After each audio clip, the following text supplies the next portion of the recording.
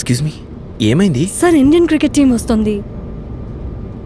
అది world champions వస్తున్నారు. Passengers on board, please welcome the Indian cricket team. వస్తున్నారు. అరే, ఇది ఉమెన్స్ క్రికెట్ టీం. జెమీ కూడా ఉందా? జెమీ నాన్న, జెమీ కళ్ళను కమినా ఇండియా తీసేసే నీ ముందున్న తారలను గుర్తించు